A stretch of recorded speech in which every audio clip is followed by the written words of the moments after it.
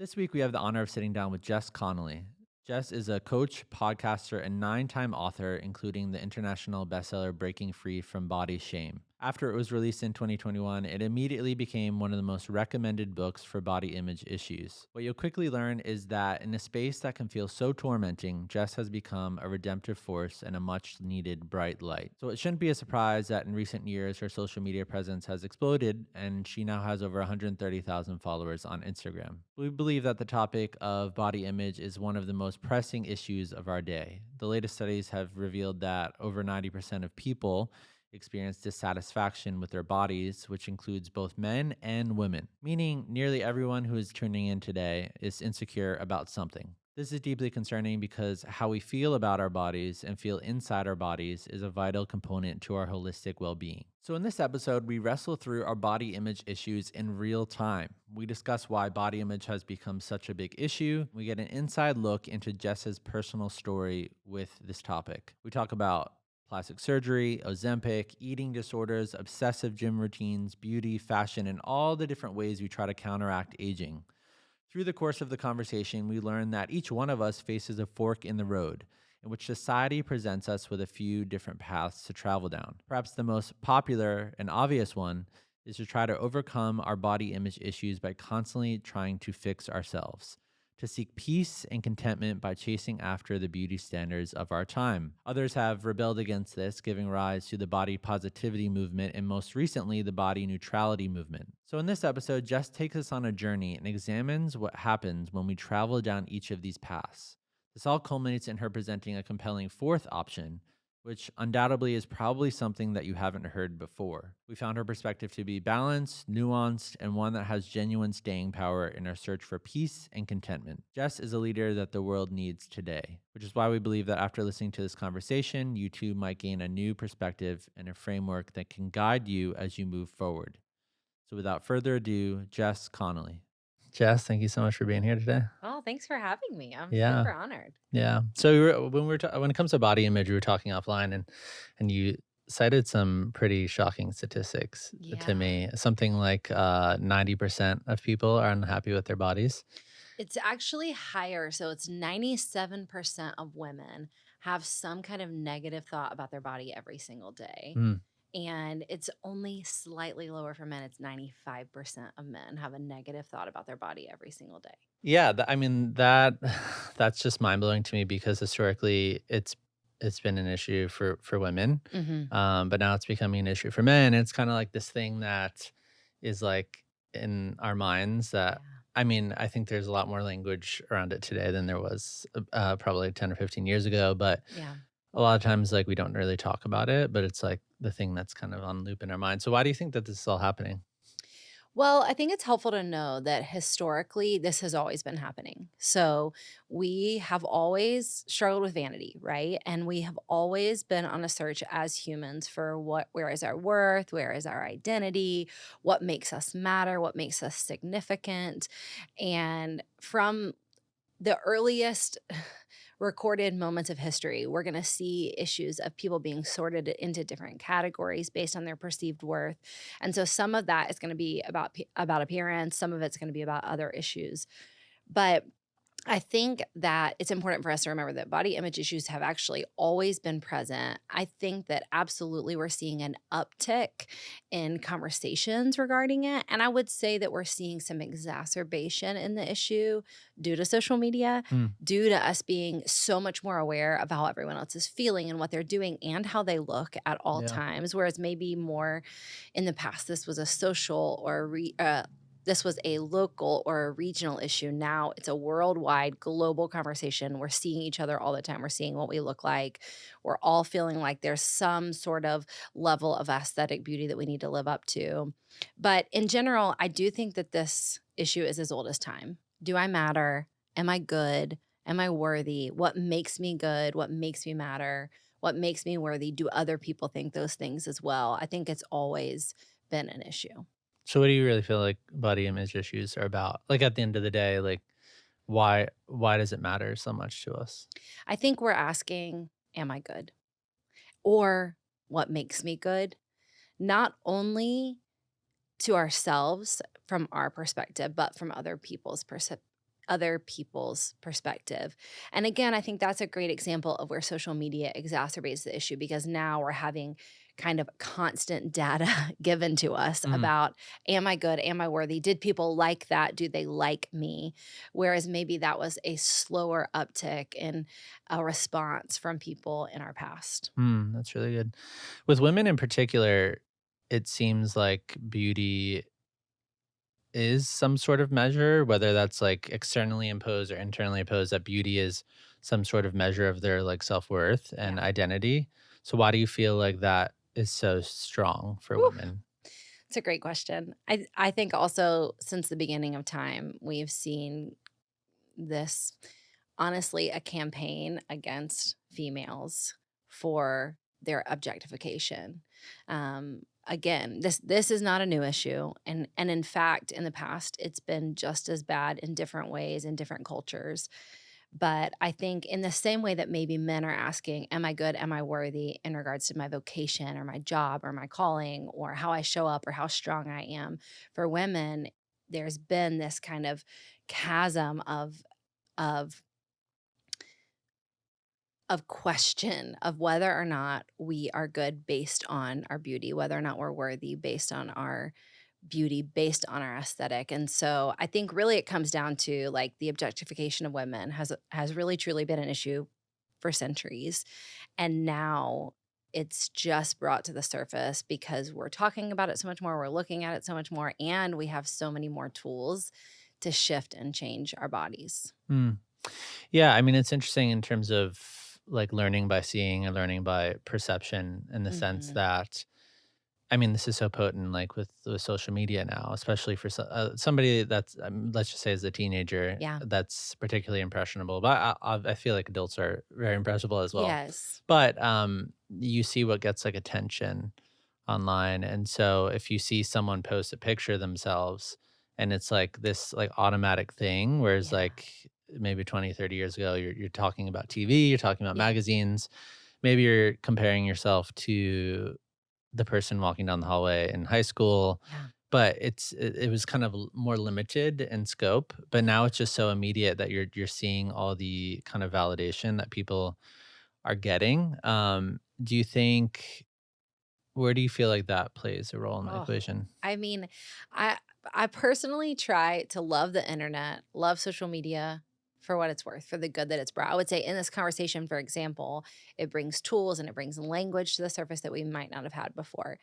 But as a mom of teens, I feel so tender for their brains because we're talking about dopamine addiction and neural pathways and all of these issues that, like, truly they are handed this weapon that is continually keeping them on a hamster wheel of needing more approval physically in their brains.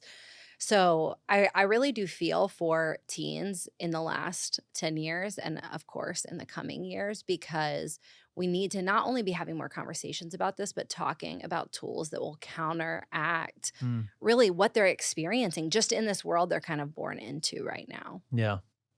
Do you think particularly with people that are in the date I mean, dating marketplace, if you wanna call it that, dating marketplace, but, like, just even when you're married, right? The desire to be wanted or the desire, to feel attractive, Yeah.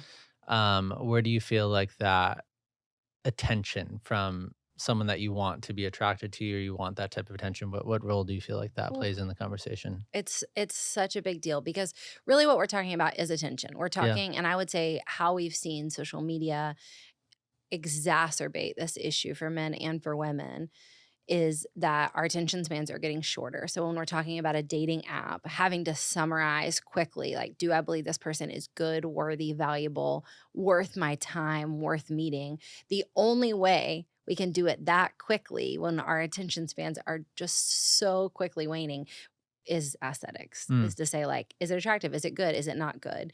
So we learn to summarize people like that from not only from social media, but from dating apps. And we miss out on the needed attention that it takes to actually get to know someone, to know what makes them lovely, good, maybe not lovely or not good. And instead of just kind of taking the quick outward cultural summary. So obviously you wrote a whole book on this subject and it became a big hit. So when did this like first become just like very real to you? Yeah. My earliest memory that I can go back and I can place it, is feeling not good in my body. And I think for me, it helps to even share that with people because I don't remember a moment before this. I don't remember someone saying there was something bad about my body. I don't even necessarily have strong memories before this one moment of someone telling me my body was not good or that their body was not good. I just remember feeling not good in my body. I have this memory of being in the backseat of my mom's car way before people were as concerned about seatbelts or car seats. And I remember tracing my hand down my body and thinking, I wish I could cut off this much of it. I wish I could kind of trace my hands almost as a prayer and see the extra fall off. And I remember just feeling too much and not enough all at once. I remember feeling very other from everybody else around me. And I remember just feeling not at ease, not at home in my body or in the world. And for me, that issue really continued on well into my 20s. And then it became much more deeply rooted for me. It became a question of my identity and was I good enough to show up in the ways that I felt called to show up in the world? Is this maybe what kept me from being more effective as not only a woman who is in leadership, but also a woman who is in business, but also as a mom? Is this maybe keeping me from the fullness of what I could be experiencing? And so I felt a lot of shame in that area.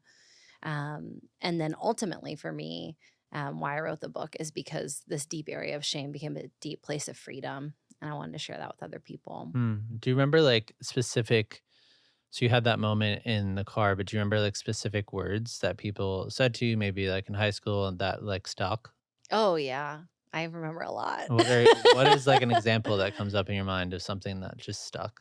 I have an older sister who's delightfully beautiful. She was literally a model in high school, and she's 3 years older than me, and we look completely different. She's tall, and she has brown hair, and I'm short and curvy and have blonde hair. And, people had no problem comparing our bodies from a very young age. And again, also, this was the late '80s, early '90s, and so we didn't have the language and the cultural awareness we do about what's inappropriate now. So people were constantly comparing our bodies, just constantly. And, I remember one of my first boyfriends that I was just deeply in love with, as a young teenager, telling me, "If you lost 20 pounds, I think you would be as pretty as her." And, the craziest part about that is that when I say that, you raise your eyebrows because hopefully we don't talk to people like that now. Hopefully, most humans on Earth in 2024 know that's not an acceptable way to talk. But in the 90s, that was very acceptable. It was really acceptable to comment on people's bodies and to compare and contrast them. And I would say for most of my teens, people made comments on my body and about how I'd be so much prettier, I'd be so much more acceptable, or things would go so much better for me if I lost weight. Hmm. And I tried. I tried all the things. I began trying, basically as soon as those comments started coming in. And just the way that my body is made, it likes to be this size. It has always liked to be this size. It's like to be this size since I was about 15. And so I remember feeling just always just out of reach of good enough. But that was one. I remember comments made about other people's bodies. I remember one time I was with a group of guy friends who I thought were just my really good friends, who I thought were nice and chill. And I remember another girl walked by and they said, "Ooh, look at the arms on that one." And I looked and I remember thinking, her arms are much smaller than mine. Those are just arms. It's just what arms look like when they're flat against your body. So those are some of the more tame ones, but of Mm. course there were some deeply wounding ones there as well. Do you remember like how that felt? Like especially the boyfriend comment. Do you remember internally like the feelings that came over you or that developed immediately or in the ensuing weeks, months, years, whatever? I unfortunately at that time I I wasn't angry. I don't know that I was hurt. I think I thought challenge accepted. Hmm. And that's what's wild about words spoken over us is, especially as kids, we don't know that we have the capacity to reject them. And unfortunately, a lot of adults don't know that they have the capacity to reject words spoken over them. But again, those hearing such negative things about myself and even comparisons from me to other people, that was so normative that it felt like people were trying to help me. It felt like they were really saying, this life would go better for you if you could fix this issue. And so for me, I definitely felt deep shame, but I don't know that I was hurt or angry. I think I just thought, thanks for giving me the insight. I need to get better. Hmm. Yeah, the idea that words hold power is ancient. Yeah. And clearly, like, the things that people say to us have, like, this deep effect Yeah. in some sort of way. And so, yeah, I mean, even for my own story, I just remember, like, in high school, just, like, people commenting on my nose and, Mm, like, stuff like that, yeah. and just, like, running around and, like, they would, there was this one kid who would, like, just, like, make bird sounds, like, and just, like, run around and just, like, chase me down the hallway, even do that, and so, it was, like, this one kid that was doing that, and it was just insane because that, like, carried me through for, like, probably, I mean, that was, like, I was 16, 17 years old, and Yeah. then it lasted, like, the insecurity around that probably for, like, I don't know, 13, 14 years, Yeah. and so it just was, like, so, and then that motivates the desire to get plastic surgery and all Yeah. that stuff, and so why do you feel like words hold so much power? It's like someone says something to you and that just sticks with you for, like, years. Yeah. Well, we build our worlds with words. It's the most cellular level of how we create society and culture and belief. It's how we determine what we believe is true about ourselves, about one another, about the world. It's really how we build. It's how we build our own perception of who we are and everything that's happening around us. And so um I think, words either absolutely build up or they tear down. Um, and it's this very quick, again, cellular way that we determine who we are, who everyone else is, and what we feel or think to be true about it. And so I think the reason why, that being said, the reason why they hit so much for us, it's not because we're weak. Hearing a word spoken over our lives and receiving it or feeling it or having to heal from it or telling a story like that, it doesn't make us weak. It doesn't make us even insecure. I think it makes us human. And then we get to decide, okay, if this is my choice to decide how I want to build my word, how I want to build my world, how what I want to receive and what I want to give out, then we get a choice what we do with our words. But all that being said, words matter to us because they matter to us, Hmm. because that's how we build. Yeah, you wrote the names that we and others have given our bodies has become the foundational trauma that many of us are still trying to overcome. You wrote the misnaming has been the weapon that brings continual injury to our most vulnerable identity. And you wrote the misnaming has come from our own lips and from the megaphone of a culture that cares very little for our souls and very much about our compliance. The thing about our own lips was amazing to me because it's like, how is it that, like, negative words become, like, the very thing that we then speak over ourself? Yeah. And it's like we're the ones that are doing it. It's like maybe someone said it once, even if it wasn't repetitive and they said it once, Yeah. like your boyfriend said it once, Yeah. and then you just speak that over yourself. And probably made it worse. The truth is, the most negative person in all of our lives is us. We speak to ourselves, even probably you and I today, in ways that nobody else would talk to us. I say things to myself, or I notice myself saying things to myself, even today, that no one else would say to me. If I drop something on the street and say, like, "Oh my gosh, I'm so stupid," like what a cellular thing to speak about myself by being human and having an accident. And so I think for many of us, the names that we were given by people in our family, by, kids at school who maybe had no idea the trauma they were inflicting, but absolutely were, by even the names that we saw other people put on other people that we then applied to ourselves, or names we saw other people put on themselves that we then applied to ourselves. The problem is, like, we usually up the ante in our own brain. And because we're saying them inside our heads, because we're not saying them out loud, they're a lot harder to correct. Mm. Yeah, it's quite incredible. It's like if someone is like fat, and it's like, okay, I'm fat now, Yeah. and then that meditates through your mind, or like, oh, big nose, and then that meditates through your mind, or even like I'm too skinny, or there's like all these Yeah. like conflicting messages that people say. And so, like, when we wrestle with those words that we're speaking over ourselves and that other people are speaking of, it's like there's only really a few ways like Mhm. this can really go in terms of like the outward action then we take in response to that. Yeah. I think that there's obviously, I guess, some sort of peace that we're trying to find in the midst of that, of like trying to feel comfortable inside our bodies and at peace with ourselves. And so, Mm. obviously, we could treat our body like a project, which you've talked about in your book. We could pursue beauty standards. This goes for both men and women. Yeah. um, I think the body positivity movement has tried to provide an alternative, which we'll get to, which is like embody a body positive mindset and try to love your body as is. And then there's kind of a more recent kind of coining or framing of our bodies, which is like go body neutral and just try to de-emphasize physical appearance altogether. And then you have a fourth option that you talk about in your book, which you'll get to, but I think that is really compelling.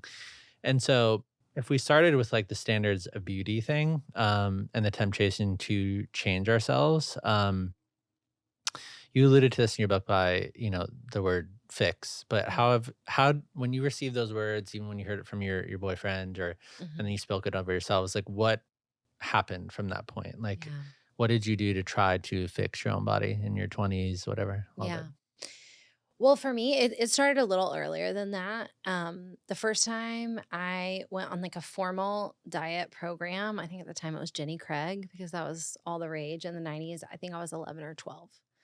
So the first time I was formally dieting was as a tween. It's so And young. it's so young. Yeah. And, of course, what's wild is I look at pictures of myself and I look like a normal kid. By my mid-teens, I was not casually dieting anymore. I was living, in one yo-yo diet after another, one fad diet after another. I didn't understand nutrition. I didn't understand how to take care of my body. And so, in my late teens, for me, I kind of swung back and forth between obsession and neglect, obsession and Mm. neglect. So I would just overly take care of my body, and then I would just absolutely massively neglect it for a couple of years. And so by the time I got to college, I had gained a significant amount of weight. My body wasn't necessarily at a healthy place for me. I couldn't exercise all that well. I didn't sleep great as an 18-year-old. I had some health issues. Um, and I had just kind of like had it up to here with dieting. That was no longer working for me. And I'd had a number of friends deal with eating disorders in high school, and I had seen that ravage their lives in different ways to different levels. And I remember calling one of those friends and essentially saying, I've been feeling really tempted to do this lately, essentially wanting her to talk me out of it, wanting her to give me some encouragement. And unfortunately, some of what she shared about her story at the time, at my when my soul and my brain was at just such a broken place, the way that she shared her story with me became almost instructional. And all of a sudden, I had some new tools. I had some new ideas around what I could do to finally fix my body. So my disordered eating really ratcheted up in several different ways throughout college. I played around with bulimia and exercise bulimia, or exercise anorexia, and just straight anorexia. And um, I just did whatever I could to try to make my body acceptable. And I will say one thing that was hard for me in that season is that a lot of people saw my behavior and they congratulated me Mm. and cheered me on because it was working, it was having its effect. And I think from the outside, it looked like I was getting my life in order. On the inside, I was damaging my body, I was damaging my metabolism, I was absolutely damaging my soul and my mind and my spirit. But I was congratulated and encouraged, so that only further encouraged me. And then in my early 20s, I started having kids. I had kids pretty early in life, and I had 3 kids really quickly. I was pregnant for 3 years in a row. And so How old were you? how old was I then? I was 21 when I was pregnant with Wow. my first. I had my first 3 kids before I turned 24. And I had all of my kids by the time I was 28. So I had 3 kids for 3 years in a row, and then in the 3 or 4 years in between having my 3rd and having my 4th, I just picked a lot of those disordered eating behaviors back up, and once again was massively congratulated for it. And this time, I happened to be a person on the internet by then. I had a blog, and so, not only did I have my Mm. friends and my family support, but I had the internet saying like, "You did it. You're you're losing the baby weight, finally." And so that added a whole 'nother layer of just unhealth for me and reinforcement of this negative belief that I was my weight, that that's who I was, and that that was the sum of my worth. So for me, somewhere after having my 4th baby, I drew a line in the sand and just thought, "I can't do this anymore. I can't live like this anymore." And that's for me when some of the freedom started. Mm. So what do you feel like you were looking for when you were doing all those things?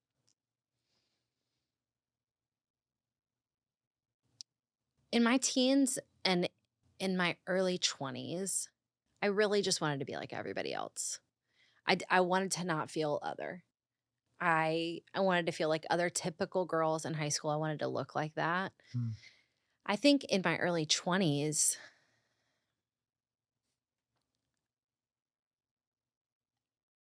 I really believed that looking better would make me more effective.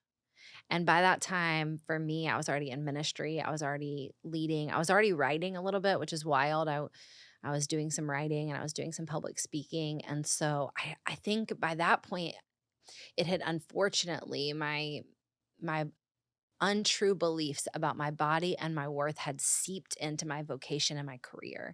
And I really cared about leading people well. And I really cared about helping other people. And so then I began to falsely believe if I look better, I will help more people. Hmm. And if I look better, people will look at me more and listen to me more and believe me more. And then I'll be able to serve them better. Hmm. So it turned from like wanting to be accepted into wanting to be effective. Wow. I've never thought about it like that before, but I guess it does make, especially when you have a spotlight Yeah. on you and you think about somebody who's on TV or like on a stage Yeah. every week or something like that, and just yeah, you have eyes Yeah. on you, and so Now, what's interesting is on the flip side, now that I've written a book on body image, there are even some like opinions and perceptions about what would happen if I lost weight now. So I have had what do people you tell mean? me like, "Well, now you definitely can't lose weight. Like you definitely need to stay a mid-sized girl because if you lost weight or something happened or if you got too many things done to you or if you like tinkered with your body too much, then you would lose some authority in this area." Hmm. So like that's even really interesting.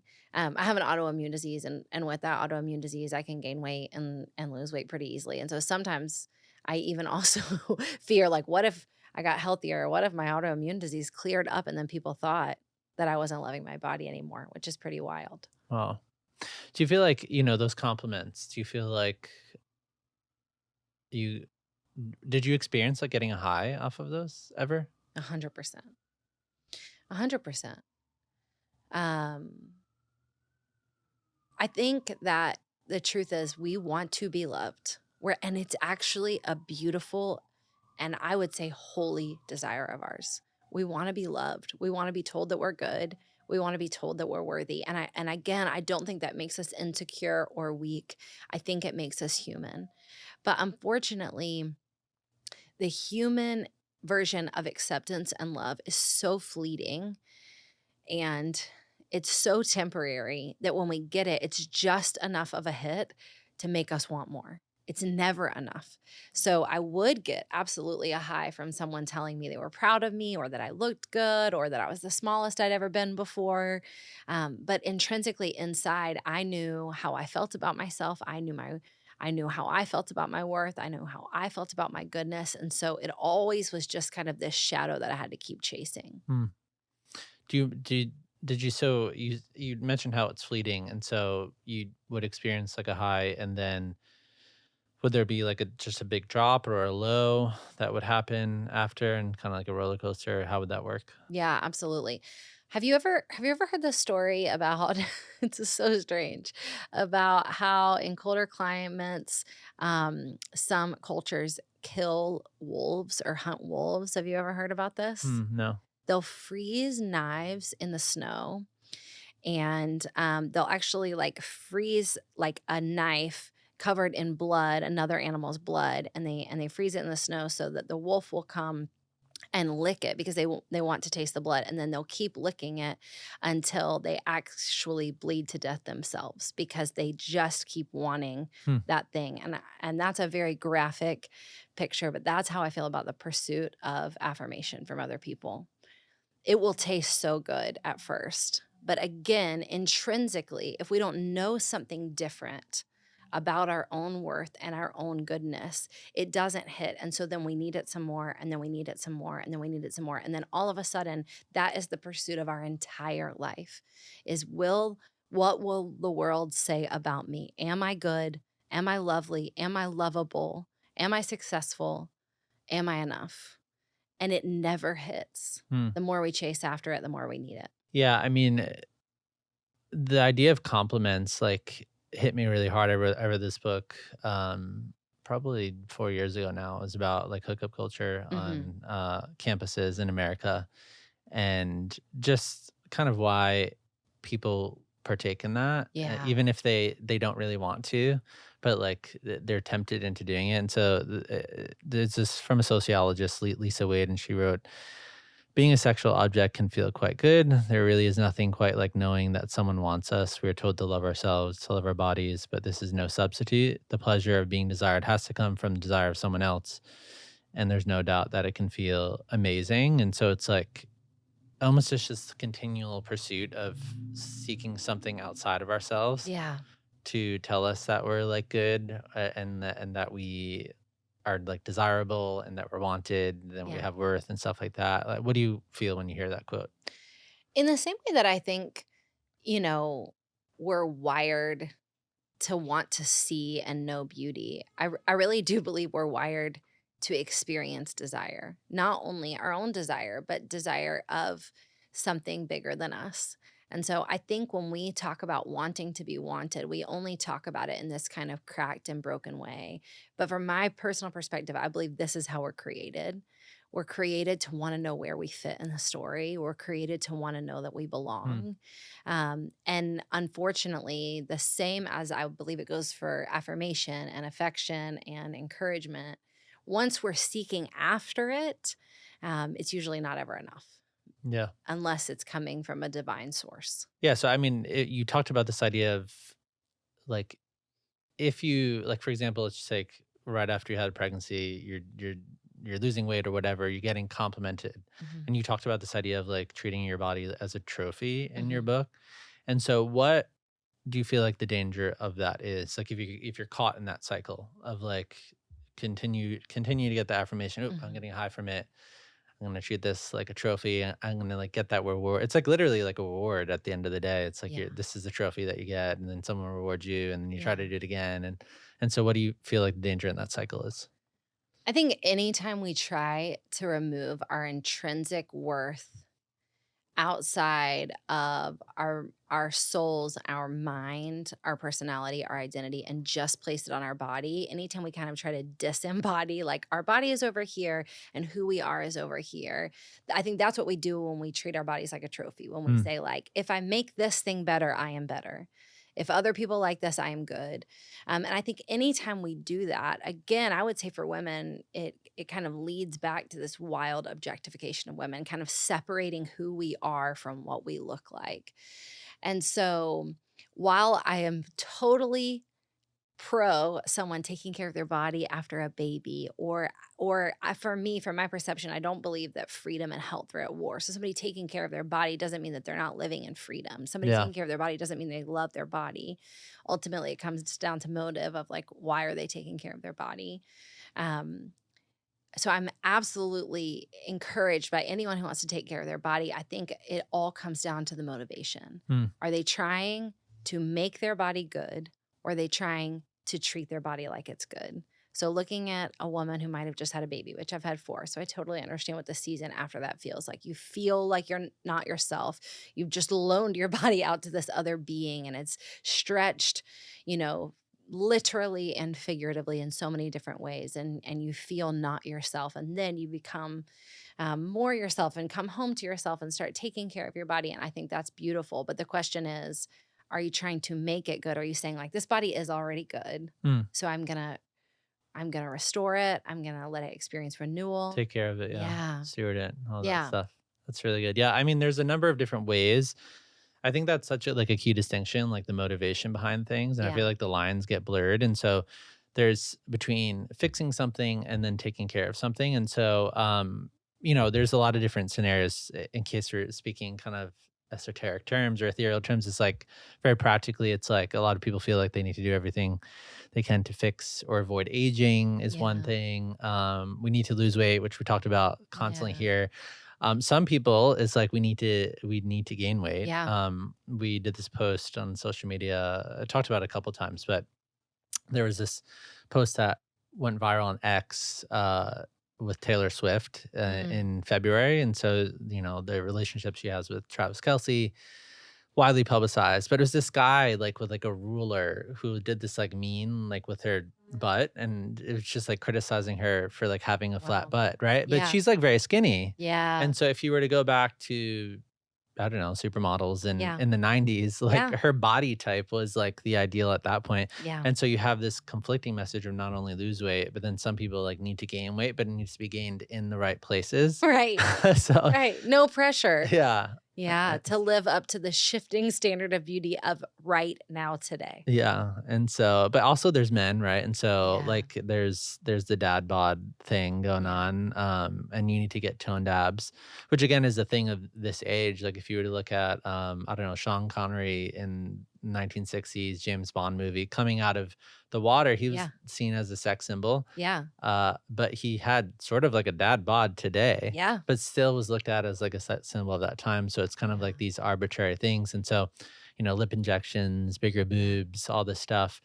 Um, it's like this, it's like a cycle. I would say like a hamster wheel Mhm. almost that we're on. And so you alluded to this in your book. You said we constantly receive messages about our bodies that contradict one another. We're told curvy bodies are beautiful, but the inspiration is everywhere. We're told aging gracefully is good, but we're also sold every potion available to man to slow down the process. And so, can you tell me about your like thinking behind that a little bit? Yeah, I mean, the problem is once we set our sights on an aesthetically pleasing existence, it h determined by who? Who is picking right now? And then unfortunately for us right now in 2024, we are not sure what's AI and what's real. We're not sure what's filter and what's somebody's face. So once we say like I just want to be culturally acceptable. I just want to look normal. I just want to look good. What is good? Who is determining what that is? And unfortunately, once we start to begin to peel back the layers, we'll actually see there's a lot of capitalism and greed, and there's not a human heart behind determining what's aesthetically beautiful right now, saying like, there's beauty in this. It's actually a lot of money. It's actually a lot of corporations. And it's actually kind of like this undergirding desire to make us all not who we are. Yeah, so I think in terms of like navigating the marketing, the advertising, I think you have such rich insights on like navigating this line of like motivation, fixing ourselves versus like I do think it is like a divine imperative in terms of taking care of our bodies Yeah. in the right way. And so I don't want to people to come away as we're talking about this idea of beauty standards and what we're doing with our bodies like for it to be like an all or nothing type of thing where it's Yeah. like every single thing we attempt to do with our body is like a negative or Yeah. like a bad thing. And so, the motivating factor is really important. One big thing that we spoke about offline is that plastic surgery, if we were to start there, I think last year there were about 25 million procedures. And Yeah. so that there was just 1 million in like That's 1997. wild. So that's like a 1400% increase in like 2,500 years. Um, so plastic surgery, what's your take on that front? I think it's a conversation we need to have. My take on everything is that I think that any freedom that is legislated is legalism. And so I am pro freedom. So I don't think it would be healthy for me to sit in any chair and say, like, this is good, this is not good. This is okay, but this is not okay. I think we have to ask some serious questions as it pertains to plastic surgery and any other body modifications that we might engage with. So I think the first we have to really ask that we can only answer for ourselves is, what is your motivation? Mm, What is your motivation in doing this? And to be honest, I feel like most emotionally mature people, when they ask that question and truly honestly answer it, they might find themselves in maybe a different position than if they just never asked at all. If they didn't ask what's my motivation, they would just be kind of doing what feels right or what feels like the next thing to do. But when we kind of pause and say, okay, what's the motivation here? Then I think the second question becomes, will getting this procedure actually aid in that motivation? Will it actually do it? mm. Because a lot of times, again, once we kind of slow our roll and pause, say, like, why am I doing this? Do I want to spend my time and my money and maybe even present my body in a very tender and vulnerable way to some kind of procedure to go forward with this motivation? Then will it actually even achieve it? And then I think the third question is maybe more asking a bigger question about our life. Like, what's the aim here? What's the aim of my whole life? Where do I want this thing to end up? How do I want to spend my days and hours? How do I want to present myself? How do I want to be seen? And how do I want to show up?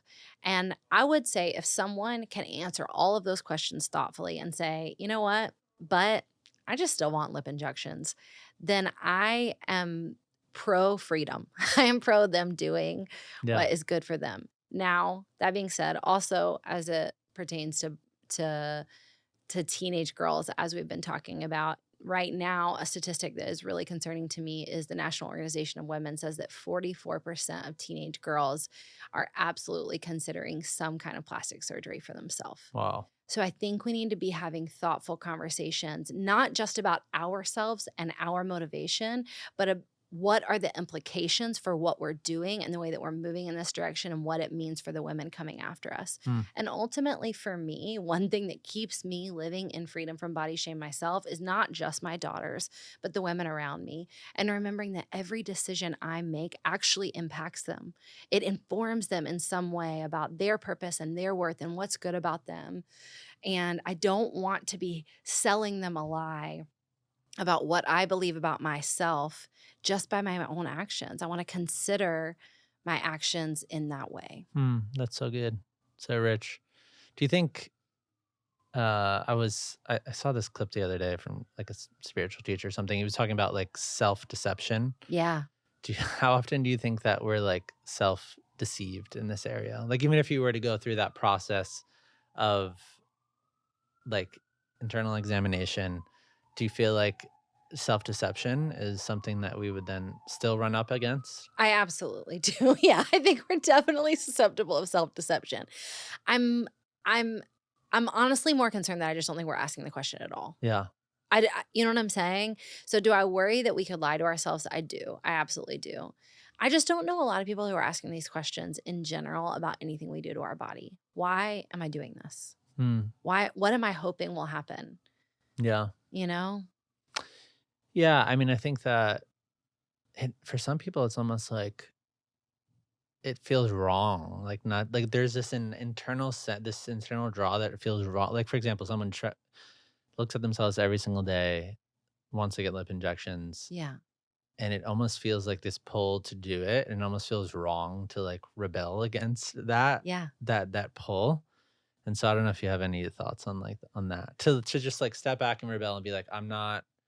I'm just gonna like sit and be. It's like there's like something wrong with like doing that. I absolutely think that right now we need brave men and women saying, this is what a face looks like. This is what an arm looks like. This is what a body looks like. Yeah. And that's a very real concern I have about the future trajectory of any body modification things. Again, I don't want to be the police. I don't want to legislate anyone's freedom because what we do with our bodies, whether as simple as covering up our grays, which I absolutely do, down to like taking different medications and then all the way to plastic surgery, I think we have the freedom to do it. But I am really concerned that we're erasing a realistic body and face from our culture. Mm. Yeah, that's so good. I mean, related to that, obviously, we've talked extensively about like weight gain and stuff like that. And so Ozempic is like something that has just, I don't know, the past 2 years has just, it's been in the news constantly. Yeah. And so what are your thoughts on that? Is similar type of philosophy, like in terms of taking that? Because now you're, one thing is like cutting yourself up and then Yeah. like changing, but now you're like putting yourself something in your body that is changing like your physical appearance. And so what do you think there? There's no denying Ozempic is a useful drug. It's a helpful drug for people who need it, right? And so I think it's helpful to just say that in general. Like it's a helpful drug for people who need it. That being said, I've had friends go on it. You know, I've had, I'm sorry, I'm trying to think of the right word. That being said, I've had friends go on it. I've had lots of conversations about Ozempic and regarding its use. And here's where I land. I think talking to other people about it, I want to know, does it help them feel more connected to their body? I think partially my concern about Ozempic is its main function is to dull our desire for food. And again, we talked about this, there's this healthy desire in us to be desired, but also there's a healthy desire in us to know what we want. And so I think, especially for women who are taught to not trust their bodies from a young age, we're taught to push through when we're tired. We're taught to even like congratulate ourselves when we feel hunger and we don't answer that cue. I'm really worried about the future of our trust with our bodies when we continually shut ourselves off from that desire. Mm. That being said, it's a useful drug for people who need it. And so I think it's hard for us to say as a culture, like this is who needs it and this is who doesn't. I hope that women who take it purely for aesthetic beauty reasons will ask, am I going to feel more connected to my body, even if I get this desired hope of losing weight? Will I feel more like myself? What do you mean connected? So, something that happens when people lose a massive amount of weight or when they have a surgery that maybe massively alters their appearance is I think that they perceive that they will feel more like themselves or they'll feel better about themselves, but they're actually living into an ideal version of themselves that isn't necessarily realistic. And so I think they lose a sense of at homeness in their bodies. And I think there's something beautiful about experiencing presence in our bodies as we move, as we rest, as we meditate on our thoughts and on our feelings. But I fear that when we make drastic changes, with no kind of time period to process them, or when we take drugs maybe that kind of cut ourselves off from true desire, and then we see our bodies change, we're just left feeling like strangers to our own bodies. Hmm. Yeah, that's so interesting. I mean, because I'd imagine when people go about doing any of these things, it's like at the end of the day, there probably is an expectation that like I'm gonna feel better at the end of the day, or I'm gonna Yeah. feel like more like myself. I'd imagine there could be like almost like an addictive component Yeah. to feeling that, and so yeah. The problem with our ideal selves is they're never showing up. Hmm. So most of us have an ideal self, a picture of who we think we are at our best. And we love that version of ourselves. But they're totally impractical and not powerful because they're fictional.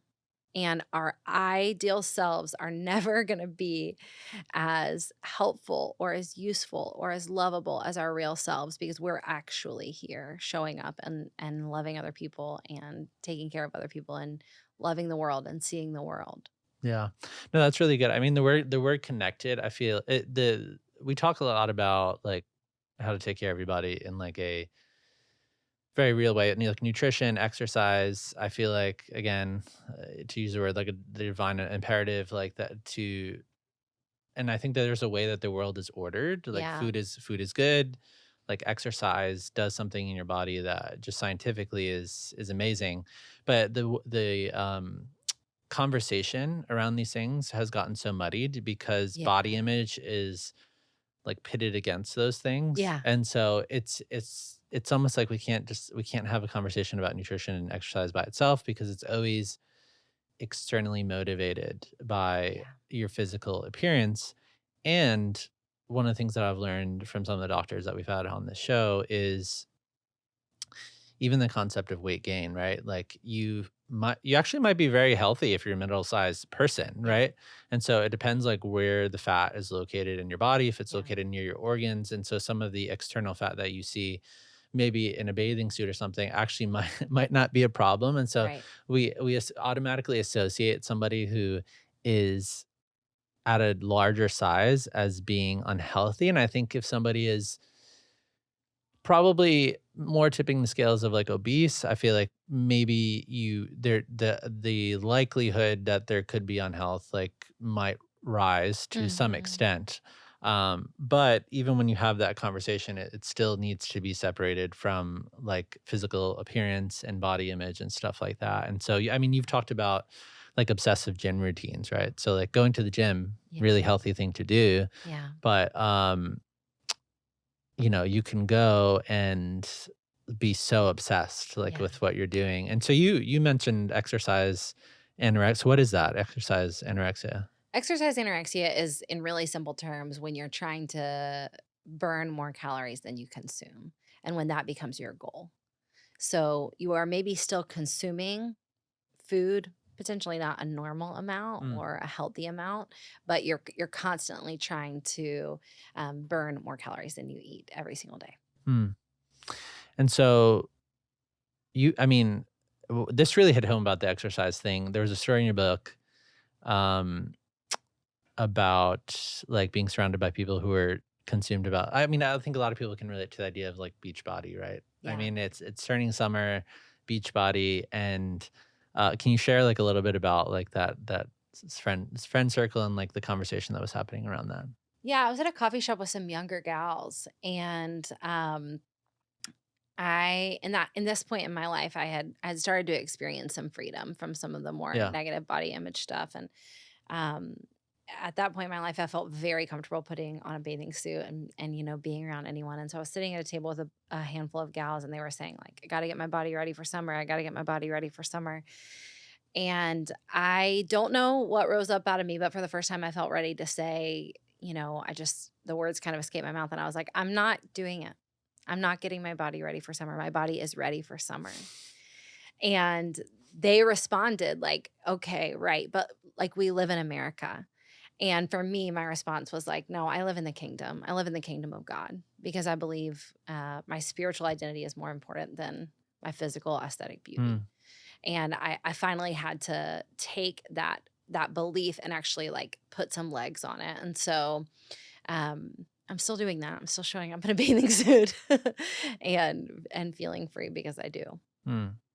What do you think of, yeah, the people that I mean, there's a lot of influencers, like, in this space. I think of, I think her handle is the birds papaya, but, Yeah. yeah, but no, but stuff like that of just, like, Yeah. normalizing, and I think she recently had, like a like a runway shoot, Yeah. but again, she's not really she's, like, middle size she's not really overweight, like, it Right. but and, like, in, like, an I don't know, I guess you would say that like, I mentioned the thing about obesity, but it's just like a normal body, right? Yeah. Well, we So have to say like, right, what is a normal body? yeah. And why do we and I'll utilize that language too and then have to check myself and say like, what do I even mean when I say that? Maybe do I mean like the median size? Do I mean like seemingly acceptable to other people? But I think influencers who show up in their bodies and attempt to help other people feel at home in their bodies are brave. I wish it wasn't brave. I wish it wasn't brave to just be the size that you are, Mm, you know? I've had people share that with me a lot, about sharing my journey, but also sharing different pictures of me. I'll never forget, like, the week my book launched, the week Breaking Free launched in 2021, one of the highest performing posts that I did that week was me in a bathing suit. And, there were a slew of negative comments as well as just, thousands of comments about how brave I was. And I was like, why is this brave? Why is it brave for me to just be in my skin? Mm. Why is it brave for me to just show up in my good body that I love? Why does that now take courage?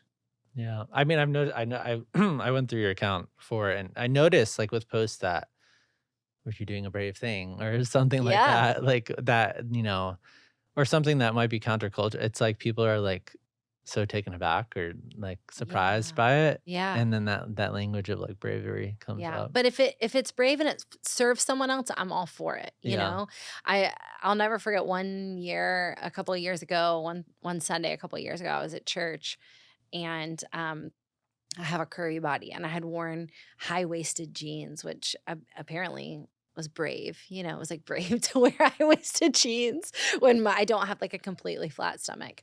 But this young gal in college came up to me, and she said, "Seeing you come to church in that body made me feel like maybe I could wear high-waisted jeans." And so I obviously was not offended by Hmm. her encouraging that because I think, yeah, if it's bravery that serves other people and helps them feel brave to just be at home in the bodies that they have, then so be it. That's really good. Yeah. What you had mentioned the eating disorder thing, and I think that's like how much of you do you think of that is I don't know, it feels like there's a line where like something becomes like so deeply like Yeah. psychological, almost like mental health, like mental illness type of thing, versus like we feel like we have some semblance of control. And so the like if you're addicted to something, the urges and the temptations are going to be internally the way that feels is just so much deeper. And so on that front, do you feel like there's a more of a clinical thing that needs to happen or a clinical intervention, like an obsessive thing that's happening? Like what is your take on that? Yeah, absolutely. I think it depends on the level of disordered eating or disordered behaviors that somebody might be engaging with. But I do think it's helpful to note that while a lot of eating disorders might start with body image issues, they're body image issues with teeth and legs. So they sink in deep and then they take some distance. They go some ground. And the body image conversation, while it's important in all of culture and we all need to be talking about it, I think it is helpful to know that an eating disorder is a mental illness that has physical implications. And so therefore, telling someone who has an eating disorder, who has any kind of disordered behaviors, telling them like, "Well, you're beautiful," that is actually not gonna hit for them. That is actually not gonna serve them. A lot of women are gonna need either a therapist or they're gonna need clinical help. They're gonna need wisdom from doctors sometimes once those physical implications have set in. Hmm. And so while they may start with like a lie about their body image or a lack of belief about their body image, it often takes more than just telling them like, "You're good, your body's good, don't worry about it, you're so beautiful." That's actually not gonna serve them as much. They're gonna need more help. Hmm. Yeah, that's a really important distinction. So yeah, I mean, the last one, I mean, we talked about all the ways that we try to change, fix our body, motivations, Ozempic, like plastic surgery, obsessive gym routines. The last one, I kind of the big one that I wanted to hit was just like anti-aging in general. Yeah. And I think that, I'm 35 now, and so I don't know, I even just feel it in general of like I'm not 25 anymore, Yeah. or I'm not 20 or 17 anymore, and so I feel like, yeah, I mean, there is this kind of existential crisis that you sort of have, which for me personally, isn't maybe just about physical appearance, but just the idea of like getting older and, you're closer to your death today than Yeah. you were yesterday. Yeah. Um, but yeah, so why do you feel like we struggle with aging so much from your perspective? I think it's exactly what you just said. I think we struggle with aging because we care about aesthetics and we care about people thinking we're beautiful and worthy and good. I think that's true. But I also think we're terrified to age. Mm, I think we're terrified about not only what it means about our identity and our worth in the world, but I think also a lot of us are terrified of death. And so signs of death on our face, in our hair, and on our bodies, signs that we are living in a world that is decaying, in a body that is ultimately dying as we breathe and as we live. I think it frightens us and we want to run the other way. Mm. Kim Kardashian recently said she was talking about her acting career, and I think this was in June, but that she has like, I've got 10 more years left of looking good. And I think she was insinuating that she wouldn't want to be like on screen acting I in saw such. the episode. Okay. So what do you think? So what do you think about the idea of there being like an expiration date with our physical appearance? Well, I think it's really important, for us to note that if someone like Kim Kardashian, who is the beacon of cultural beauty for a lot of Like a people, sex symbol, yeah. yeah, if she is terrified about aging, I think it does kind of give us some insight into this fact that it is never enough. There is never a line where we will feel peace and oneness with our bodies once we start chasing some kind of standard, even for someone like Kim Kardashian, who would be the standard for a lot of people. Um, so does it surprise me that she feels that way? No. Also, does it surprise me for somebody like Kim, who has absolutely been objectified, where people have kind of tried to separate her accomplishments, her worth, her character, her personality from her body, and just look at her body and its value and its inherent, goodness in the world? No, it doesn't surprise me at all that she would feel scared of losing that. Hmm. Yeah. I mean, the word objectifying that you just said hit. Like, it just made me think about that. Do you feel like, I mean, there people objectify us, but do you feel like whether it's a man or a woman, the way we interact with social media, the way we just go walk down the street or whatever, do you think there's a tension of like, kind of like we were talking about with labels and words, in the Yeah. sense of like people objectify, but then we objectify ourselves? Yeah, absolutely. And I hate to use such strong language and, and scare people and maybe scare them away from the subject on a whole and think like, "Well, I'm not doing that. I'm not objectifying myself. I'm not objectifying women, I'm not objectifying men." But the truth is, again, I think anytime we try to separate our soul from our body and say like, "Well, this is one thing, but this is another." That is what we're doing. We're making it an object. We're putting it over here and Mm, saying like it's separate. And now it has worth and it has worth. But the truth is like we are bodies and souls. That's who we are. We can't separate them. And so I do think it is helpful because we could get really angry about the objectification of women or the objectification of men or social media. But if we don't understand also our complicity in this, we will really struggle to see also the power that we have to begin to change it. yeah, break that cycle. Yeah. Yeah. Last word on the aging thing. What do you think of the term aging gracefully? I want to age gracefully. Yeah. I want to get stronger. I want to get softer. I want to be more loving. I want to be able to pick up my grandkids and chase them around. I just think that aging gracefully probably has more to do with aesthetics than we know. Hmm. Yeah, because a lot of people refer to that. They want to age gracefully in terms of their, because you just mentioned a whole lot of Yeah. things. There's a wisdom with getting older. I think that you can hand on to younger generations, and then a showing up in terms of aging Yeah. gracefully. But I think a lot of people talk about it in the sense of like, I don't want to look bad, like Yeah. as I age, type of Yeah. thing, and then only hold that meaning to that phrase. Yeah. It's like, how good do you look at like 58? Like, Yeah. so. Yeah. And again, I think it's a little bit because we separate who we are from what we look like. And so we think that that's only the one aspect of getting older. Um, but I think it kind of it shows just how little we think of our actual influence and power in the world. Mm, And so yeah, I want to age gracefully. I want to age gently, but I think that probably has a lot more to do than just my body. mm. I think people are interested. I mean, obviously, you've written a whole book on the subject. You meant, but you did mention the thing before about like grays and like Yeah. dyeing your hair. And so, I mean, we love as a company to talk about nuance. And so, like, what is the balance for you? Like, what is the balance for people in general of like, I'm going on camera, I'm putting on makeup, Yeah. I'm getting grays, like, dyeing my hair, stuff like that.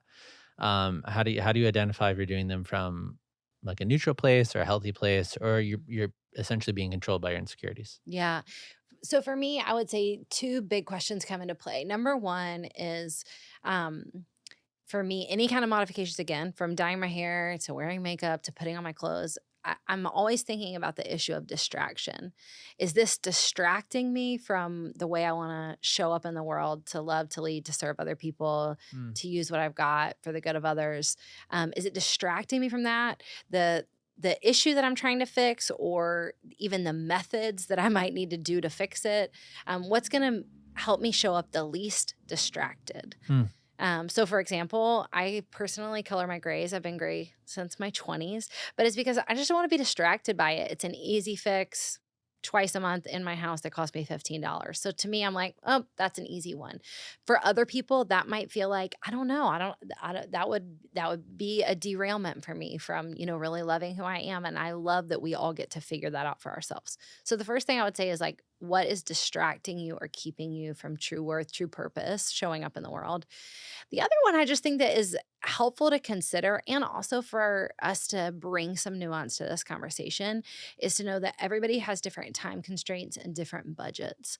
And so personally, I want to spend the most of my time and the most of my money literally changing the world. mm, That's what I want to use my days and my hours for. I want my life to be just wrung out for changing the world and making it a better space.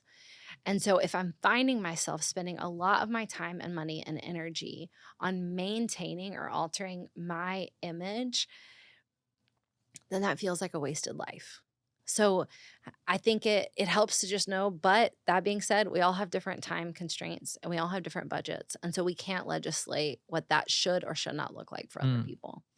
Yeah, I think that's so good. I think that to make the decision of like what's most valuable to me in my life, and Yeah. like where do I want to head in my life, and maybe because I think you need to make a intellectual agreement, like just it is a mind thing, it's an intellectual thing of like, I'm going to break this cycle. I'm going to choose to look at my body in a different way than I have been, and maybe not be controlled or Yeah. pursue all these things. And so I think that's an important distinction that you just made. And so I think that there's almost like a letting go there Mhm. that needs to happen, Yeah. of like, if the goal was I'm trying to fit into some standard, the goal was I'm trying to fix my body, Yeah. which implies it can be fixable, and then I'm Yeah. going to reach this state. Like, kind of, you need to release the need to be affirmed about your like physical Mm. appearance constantly. Mhm. And so there's a sex therapist in her book Come As You Are, Dr. Emily Nagoski. Yeah. She has this line where she said, we think if we let go, we're giving up hope, and it feels like a failure. Sometimes letting go of a particular goal feels like you have to let go of your entire identity. And so, do you have any like thoughts about like a letting go type process in this Mm. entire thing? Well, I think it's interesting because that phrase is a little bit of a hot button phrase in this conversation. Like, for example, some people would say like she let herself go, right? Like she let herself go, and that's a negative thing. Yeah. And so I would say on either side of that, um, you know, I think I think anytime we can break ties with unhealthy or unrealistic expectations that we have of ourselves or that culture has of ourselves, we are experiencing freedom. Um, but I think it's helpful that you bring this up because, and even in light of the kind of like mission and purpose side of this conversation, I don't think the end goal is not caring about our bodies.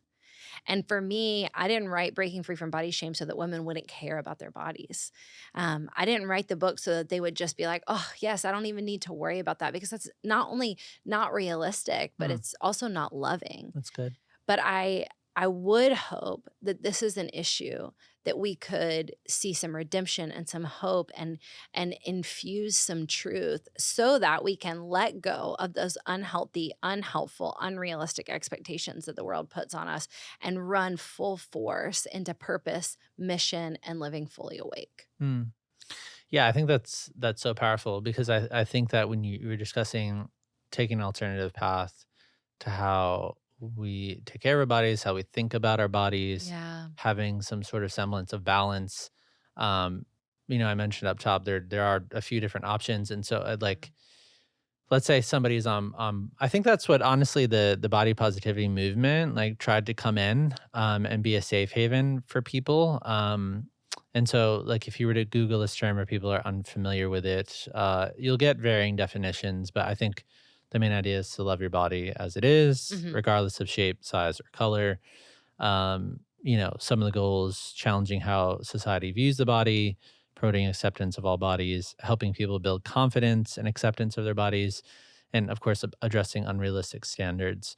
Um, what are your thoughts on like this as like an alternative pathway for viewing our Yeah. bodies? I'm massively grateful for the body positivity movement. I'm just massively grateful. And the number one reason that I'm thankful for the body positivity movement, the number one I think benefit that it's given us as a society is that it's changed our language, and it's changed our language around what's even acceptable to say about ourselves and others. And anytime we change language, we change culture. So this is just a win. The reason why I would say it falls flat for me and why I perceive that it falls flat for some people is that the standard way that a lot of us change is we change what we believe, and then we change how we act, and then we actually see change in how we feel. And the body positivity movement starts at how we feel, and it tries to change how we feel without necessarily changing what we believe about our bodies, their purpose, their worth, their goodness, why they were created, and also without changing any of our behavior, Mm, without changing the way that we act or show up in our body. So I would say, from my perspective, while this movement is incredibly helpful, it may fall flat for some people because I don't really believe that we can act free until we know why we are free from body shame. And we cannot feel free until we act free. So if we start just saying, like, I'm free, my body's good, I love it, it's good, essentially we just don't believe ourselves. We mm. actually have to change what we know and how we live first. Yeah. Yeah, I mean the movement's been mainstream for probably like 10 years now or maybe more, 10, 15 years. And what you were describing, it made me think of the Demi Lovato said a few years ago, I used to look in the mirror and say, I love my body, you're beautifully and wonderfully made, but I didn't believe it. I don't have to allow myself anymore and tell myself I have an amazing body. In the sense that she's alluding to the fact that just simply just repeating something over yourself like over and over and over again didn't have an effect. And so why do you feel that practice fails for some people of just like I love my body like and then just like you keep saying that over and over and over again like Yeah. and there's the feeling aspect of it. Listen, I wish it worked that we could just say things and it would change what we believe and how we act.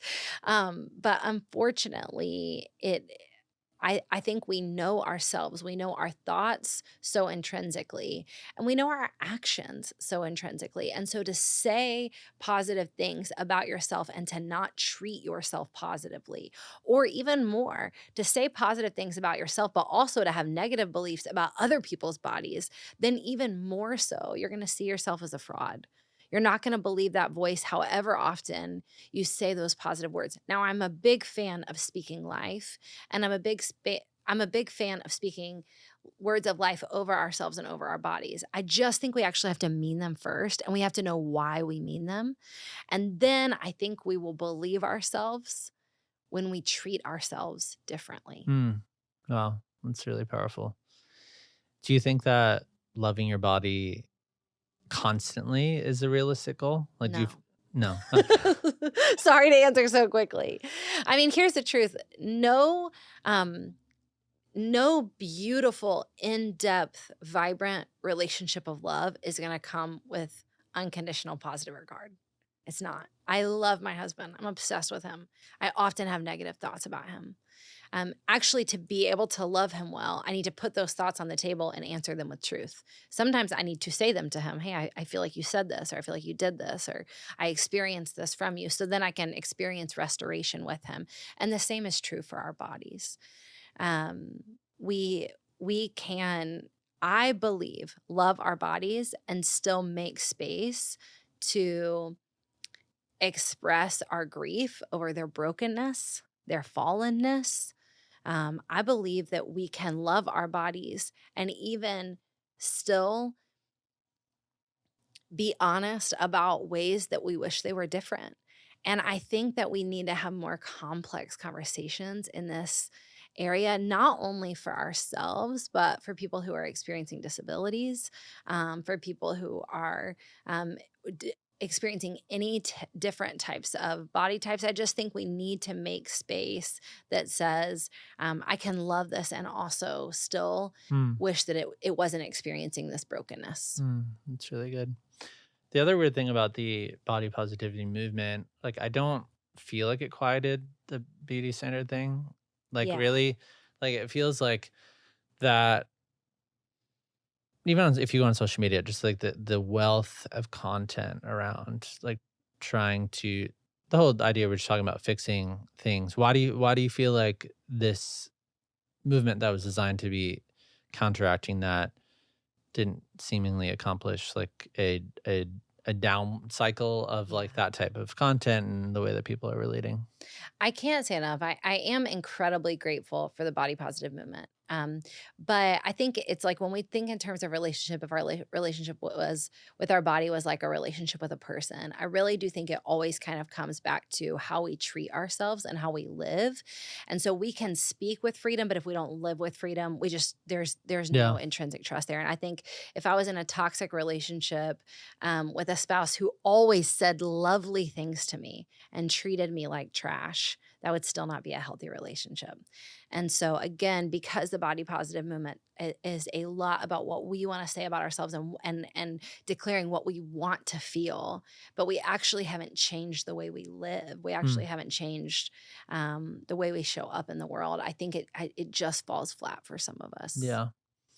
Yeah. So I think I think people kind of recognize that, and so maybe they're exhausting of trying to fix themselves, and then, there's maybe some disappointment over the promises of the body positivity movement, Yeah. and so then the last kind of like option that has been proposed by culture is like this idea of like body neutrality, which can be defined as a way of accepting your body without strong feelings of love or hate, and instead focusing on how it functions.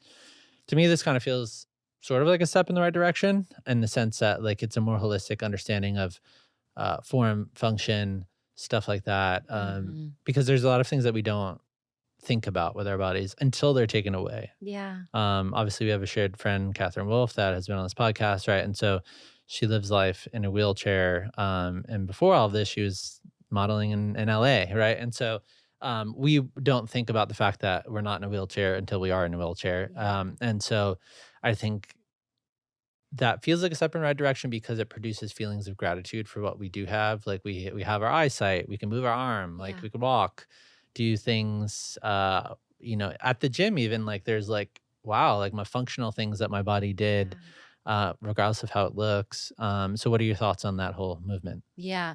I think in your question, you might have disproved body neutrality from my perspective, Oh, because really? even by Yeah. saying you're grateful for it, you're no longer neutral. Yeah. So if I were to say, like, whatever you do right now, do not think about pink elephants. What your brain right now is Mm, going to do is think about a pink elephant. And yeah. so the reason why I have seen Scientifically, that's like a scientifically scientifically, yeah. so I do not perceive that we can be neutral about our bodies. We are going to have negative and positive feelings. And mentioning our shared friend Catherine, Catherine is not neutral about her body. I know her, and she would say she has positive feelings about her body and she has negative feelings about her body as she experiences the ache and the groan of living in a body that is differently abled. Um, and so I would say just telling ourselves like don't feel is is almost similar to the same thing we talked about with Ozempic. Like shutting down desire is actually not what's healthiest for the human soul. So shutting down emotion, I cannot believe is also healthy for our brains and our minds. Mm, I think it would be lovely if we could press a button and say like, just don't feel a way about your body, just don't notice it, just don't feel it, don't have a positive or a negative thought.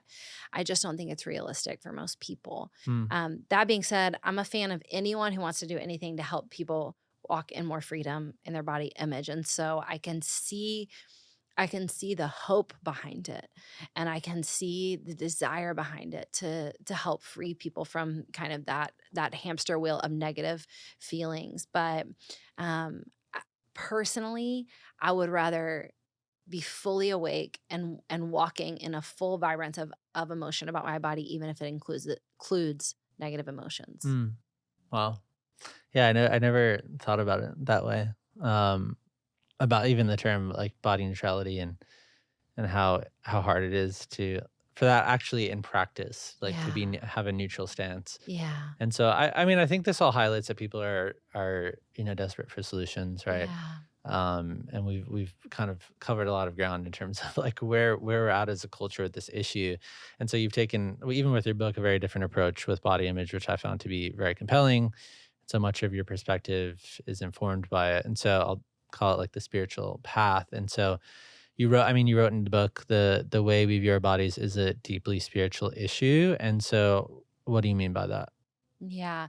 My personal perspective, my viewpoint on the world is that who we are is not just a body, and it's not just a mind, it's not just our emotions. It's our spirit, it's our soul. I believe we're created beings, and so I think understanding our worth and our value and our identity and our beauty from a spiritual perspective will actually inform us to know truth about our bodies Mm. so that then we can live true, freely in our bodies, and then we can feel true things about our body. How would you say like how is who or what made us relevant to like our sense of identity and self-worth? Yeah. Because I feel like a lot of I feel like a lot of people are grasping at this. Yeah. And you know, one of the big books that was written on body positivity was The Body Is Not an Apology. And she kept talking about this idea of like inherent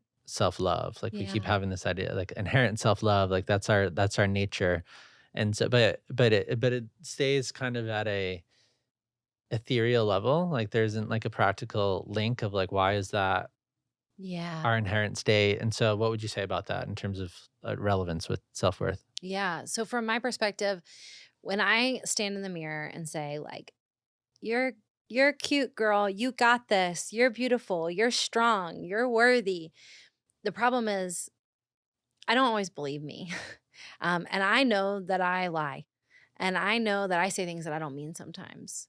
But when I, in particular, look to the Bible, to the Word of God, and I hear the creator of the universe who made the sun and the stars and the ocean and gave the earth its frame and made it out of nothing and called it good, and then made my body out of nothing and called it good, and made us instinctively and intrinsically different and varied and creatively and called it all good, to hear his voice, this eternal voice bellowing out over my existence. This is my daughter. I made her. She is good. To me, that voice has more weight than Mm. even my own. That I know shifts and says untrue things. What comes to mind is these terms of objective truth versus like Yeah. subjective truth, Yeah. right? And so if you're from body positivity standpoint, you're trying to like affirm yourself over and over and over again in the mirror, simultaneously tying all the way back to the beginning of the conversation where we're talking about words and labels, is like you're competing. That positive affirmation is competing with what other people might be saying about your body Yes. and the negative self-talk inside your own mind. Yeah. And so in a sense, like who's right? Like what makes my positive affirmation over myself more true than the crowd? And so if I'm following with what you're saying, it's almost like because there's like a creator that made us, like there's an objective sense of our Yes. self-worth. Yeah. So that creates an actual foundation to this entire conversation Yeah. of like running back to something that's actually definitively objectively true. And so that makes sense to me even when I think about that book I just referenced, The Body's Not an Apology. Like that inherent self-love is objectively true because of the objective self-worth that we get from a creator. Yes, Yeah. absolutely. So we do then have the power to, as I would say, people created in the image of God to use the same gift that He has to speak life, to use our words, to build worlds, um, to affirm. But it's not our voice saying it. It's one that is always true, Mm, that is always trustworthy. yeah. Yeah, you mentioned the image of God thing, so what what is that? What is that? Where does that come from? Like Yeah. the image of God? So that comes from Genesis 1 and 2, the creation story, essentially, where God says, "Let us make man in our image." In the image of God, He created them, male and female, calling them good.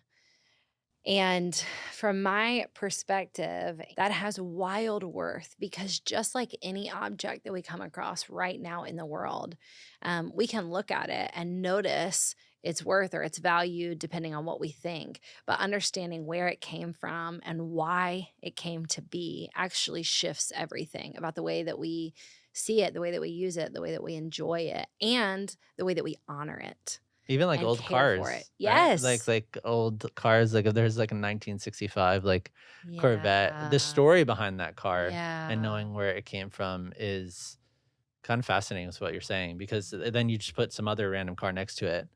It's Yeah. not the same thing. Yeah. It's wild. Yeah. So, we've talked about the ideas of like affirmation and approval, right? And so where do you feel like that comes into play if we're talking about creator, God, all this stuff? People might be unfamiliar like with the concept. And so like is there exchange that could be made there on the affirmation and Mm. approval front, like with this whole body image conversation and getting that affirmation and approval? Because I mentioned the idea of like that quote from Lisa Wade earlier, and that the desire, and you said that the desire is not bad, like to Yeah. want to be affirmed and approved, right? Yeah. And so, is there any loop that is closed here in spiritual end? Yeah, absolutely. So again, yeah, I think that this desire we have for approval or for affirmation, for people to look at us and say, she's good, he's good, they're worthy of my time. Mm, It's a whisper, it's a shadow of a deeper desire we have for the same connection and relationship with our creator. What's wild about the way that we have it with our creator is that we don't have to earn it and we don't have to work for it. So at creation, he made us and called us good. And what I love about this is for a long time I would read these first chapters of Genesis and this creation story and I would think about God the way I think about myself. I'm not like a great artist and I'm not a great cook. And so if I make something, let's say I make a roasted chicken and like one out of every four is edible and I make it, I'm like, oh, that's good. And so I used to read the creation story like that, that God made Adam and he made Eve and was like, oh, interesting, good. But that's not how God creates. There's never any question in his mind when he makes a human in his image, in love. There's never any question in his mind of whether or not it's going to be good because he is perfect and holy and righteous and just.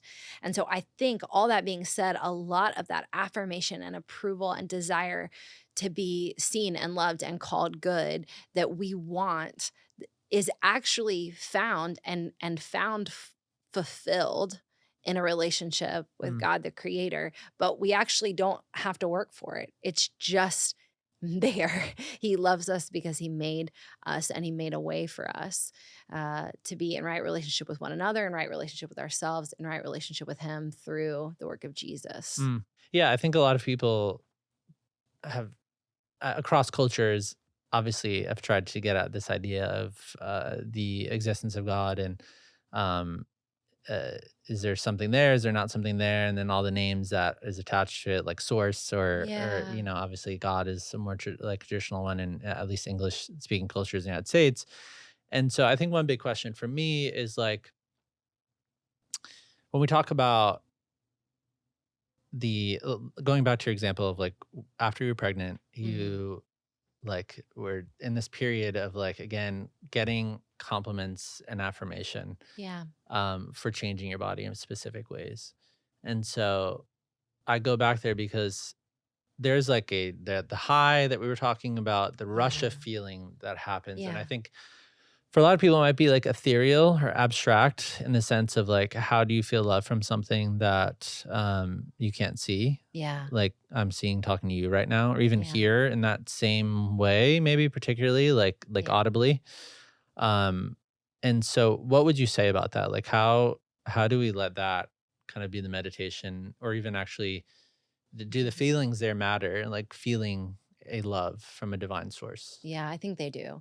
I think even our feelings are a way that we're made in the image of God. And so I think there are a lot of people who would say, like, when we talk about faith, we need to talk about rational or we need to talk about truth or only. But God is a feeling Mm. God. We see this in the Old and the New Testament. And so I think when we experience feeling, and again, when we have a desire to experience a certain feeling, that even is us living out our createdness made in his image. That being said, I have a really scientific answer for you if you're ready. There's this movie from the 90s, I think it was from the early 90s, called Curly Sue. And there was this little girl in the movie, Curly Sue. I don't remember anything about the movie, but I remember that her catchphrase was, "Try it, you'll like it." And she said it all the time, "Try it, you'll like it." And that's my really scientific offering about spending time with a God who created you and seeing if it feels different or if it feels as good as spending time with a human. I don't think it's something we can quantify or qualify or put on a PDF and slide across a table and say, like, this is how you do it and this is how it's good. I don't think anyone will waste time in their life trying it. Hmm. Yeah. So for the people that are listening that are spiritually curious or don't believe in God, or trying to, because I think what you're saying is very compelling. And so, we've discussed like all these other ways to relate to your body, Yeah. which obviously aren't working Yeah. to a large extent. And so there's a compelling nature to what you're saying, but for someone who's just trying to wrap their head around God Yeah. to begin with, and like look and zooming out meta spiritual perspective, like what would you say to that person? I would say reading Genesis 1, 2, 3, maybe just with fresh eyes, with an open heart, with an open mind, might be a really great place to start. I would also say another incredible place to start would be the Gospels in the New Testament, the story of Jesus, who, for the joy set before him, became like us and embodied in a human form, and experienced life in his real life body. And so seeing the love, the compassion, the kindness, and even the way that he treated the bodies of humans with dignity and respect, seeing that. And maybe I would just advocate for reading it and then asking this one really wild question, maybe of yourself and maybe even of God. What do you think about me? And what do you think about my body? Hmm. And I would be curious what would happen what would happen next for people. I will say I'm an author and I'm a communicator and I love writing books and I love writing books about God. But my favorite thing is that God's a better communicator than I am. Hmm. So I would just be curious what would happen next for people if they read the Gospels, if they read the story of Jesus and said, "What do you think about me?" Hmm. There's this wild story in your book. Like I was just like blown away by it. So, like you were at a gym and you were working with a trainer. She said something to you. You ran out in the parking lot, and I was like, "This is nuts." Can you explain that story? It's a wild story. I really can't believe it's real, but all parties involved can confirm it happened. And this is what I think it's like to walk with God. A lot of these wild things happen Hmm. because he's wildly good. So I was working with a trainer who I knew, who was a friend of mine, and I had actually I was coming back from I was healing from meningitis. I had had a horrible bout of meningitis, and so my body was just really inflamed and struggling. So I was working with this trainer, trying to love my body well, trying to treat it well. At this point in my life, I had already really begun to walk in a lot of freedom from my body image issues. So I wasn't working out to punish my body or to make it better. I was really trying to heal my body. And I would talk to this particular trainer that I was working with in Charleston, where I live, about body image issues. And she was really kind of on the same path and dealing with some stuff herself. But I had another friend, and her name is Elisa Keaton, and she is a fitness expert, but she's also a preacher, and she has a full spectrum of body freedom from a spiritual perspective. And she was always encouraging me about my body, and I'd call her every once in a while, and she'd just speak life over me and encourage me. And she would actually ask me all the time. Are you on the freedom train? Like, are you on the freedom train? And I would say, like, yes, I'm on the freedom train. Thank you for asking me. Hmm. So she would just check in with me every once in a while. So I happened to go meet with this trainer who was in Charleston with me at the time. Um, and as I was lifting weights that day. I think I was doing squats or something. I remember I was holding really heavy weights. So I was just kind of in that thin place where I was doing something really hard in my body and trying to stay focused. She was talking to me about how she felt about her body in a negative way. She had gained some weight and she was defeated about it. She was discouraged about it. Um, and I remember just like dropping one squat, stand back up and like listening to her, but really just trying to get through the squats. And at one point she said, Jess, I'm only about 10 pounds smaller than you right now. And I am so discouraged about the size of my body. And I dropped the weights and I walked over to her and I said, please don't ever talk about my body in a negative way again. I said, please don't ever compare your body to my body in a negative way because my body is good. It's not a marker of badness against where you're at. So I said, please don't do that anymore. And she immediately said, like, you're right. I'm sorry. Um, I agree. And I think I was like, all right, we're going to cut the workout short. And I went out to the car and I just knew I needed reinforcements. I was in such a tender place with my body and really trying to believe that it was good and it was created good and trying to live like that, trying to act like that so that I would feel it.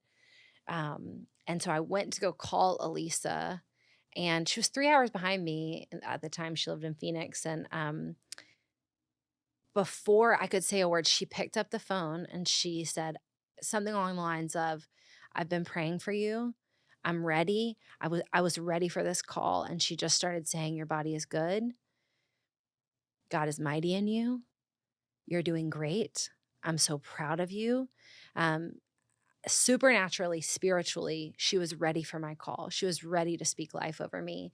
And I will say, not only did that massively impact me in that day, because I had been brave and courageous enough to speak truth to this friend of mine who was a trainer, but I don't know that I could have walked out really still feeling tough and strong.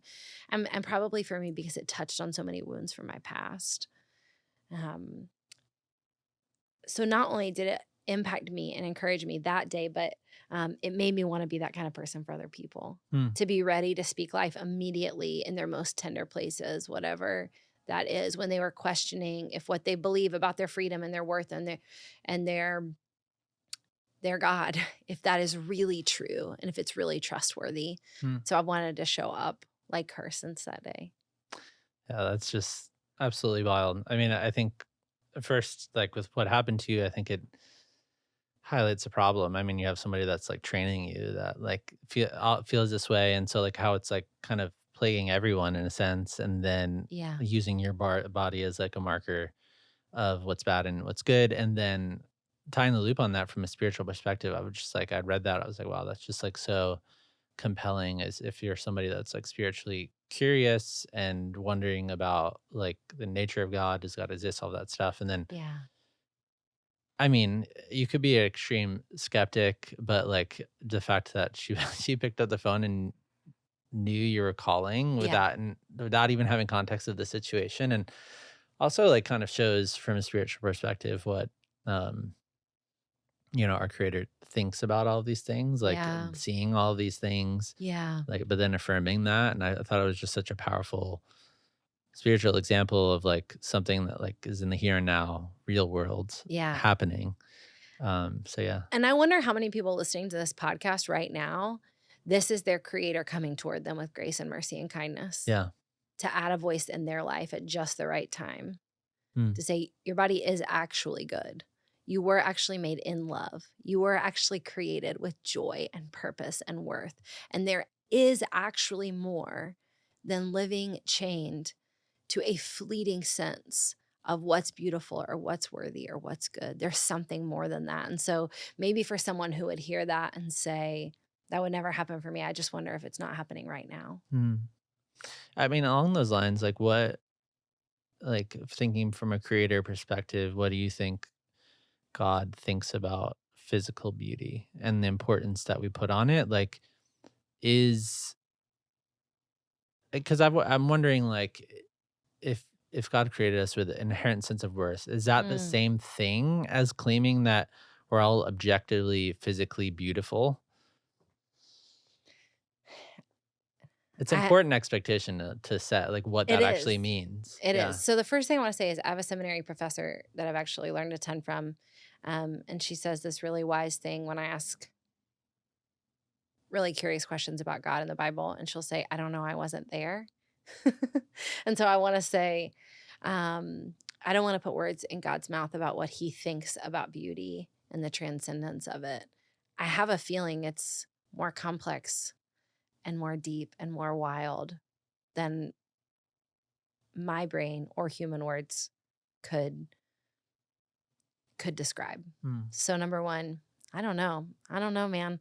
I don't know what God thinks about beauty, but I have some ideas. I think he created beauty. Um, Physical beauty?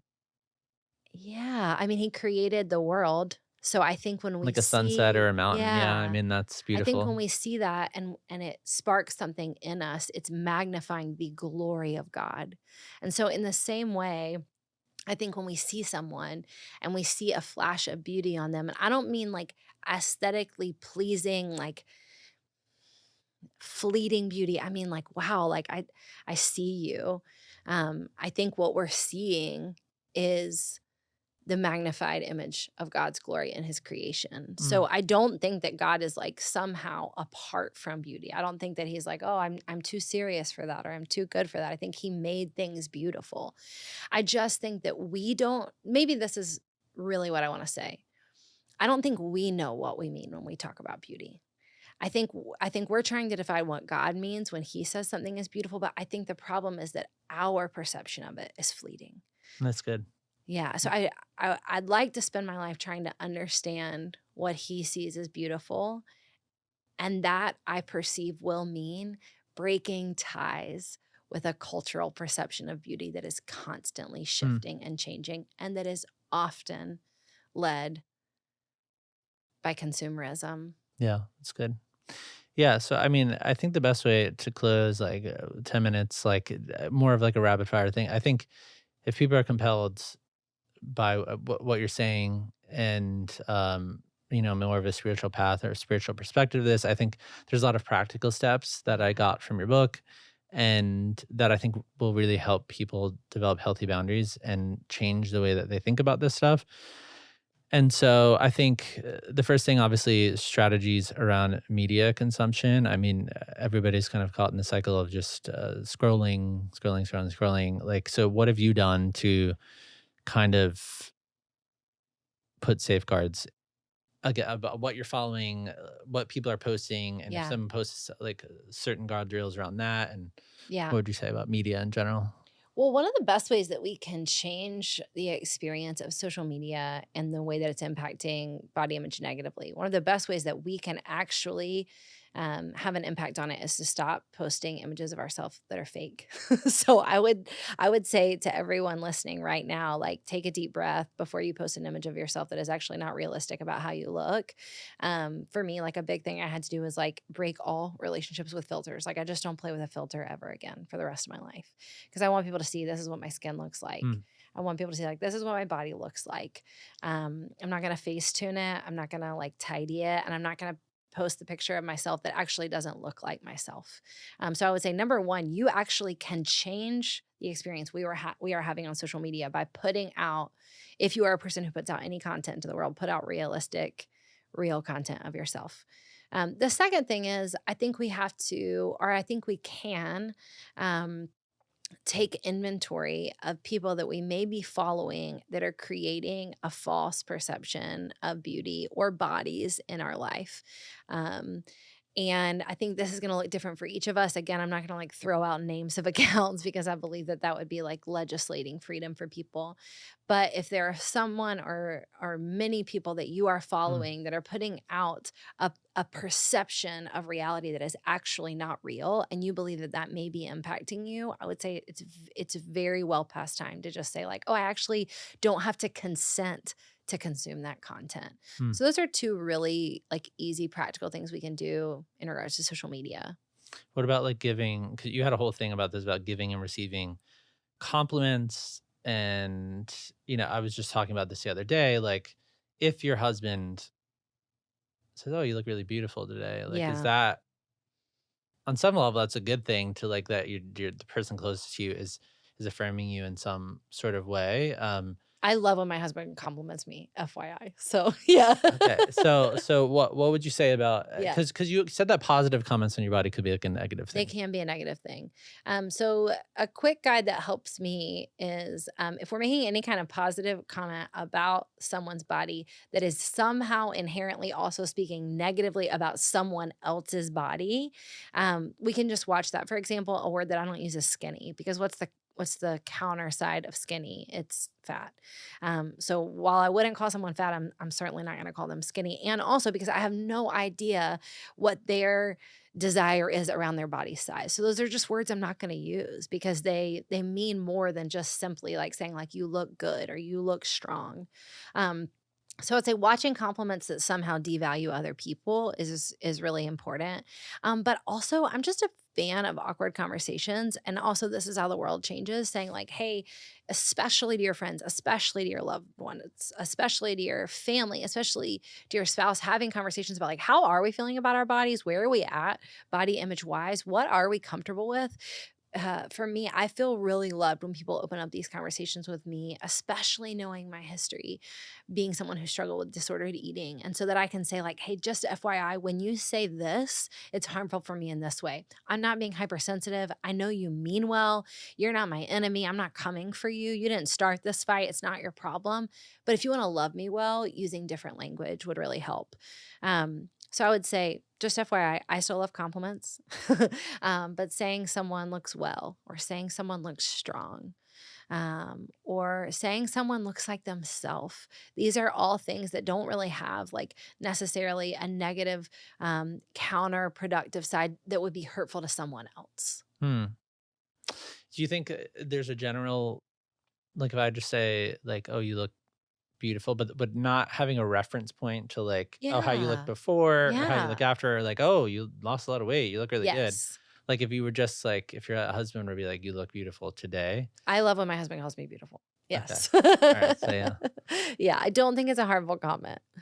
Um, do you feel like so even in sense of relationship, what do you feel like is the best way to I feel like cultivating a sense of feeling like attraction in a relationship, that Yeah. at some level matter. I mean, we had like a prominent kind of sex therapist on who counsels couples all the time and talked about the importance of like specifically with that person, especially if you've committed your entire life to them, a sense of a novelty or newness or like keeping the relationship fresh, like date nights, all that stuff. But I think Yeah. attached to that is like that cultivating that sense of feeling attracted to one another, both to yourself and your physical other, a significant other. So, what would you say about that? Yeah, I'm definitely not a sex expert or a relationship expert. Yeah. But from my perspective, what I would say is what I desire and what I hope for in my life and in my marriage, and I would say in the relationships of people I love, is an attractiveness that goes much deeper than current physical aesthetics.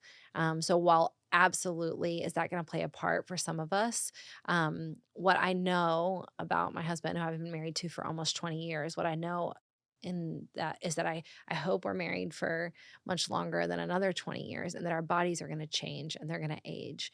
And so if our attraction is only based in how our bodies look in this present moment, then it's going to be very shallow and it's going to be very fleeting. So I would say cultivating attraction, not just on an aesthetic level, feels wildly important in the same way that cultivating love and understanding our worth from a value outside of an aesthetic position is going to be important as well. Hmm. Yeah. Yeah. And I think there's something, I mean, inherently attractive about, like, we talked about the idea of, taking care of ourselves as like a divine imperative and Yeah. like you both doing that simultaneously or you're like championing that, not in an unhealthy way of you need to look a particular way, but Yeah. having each other, step into that of like, Yeah.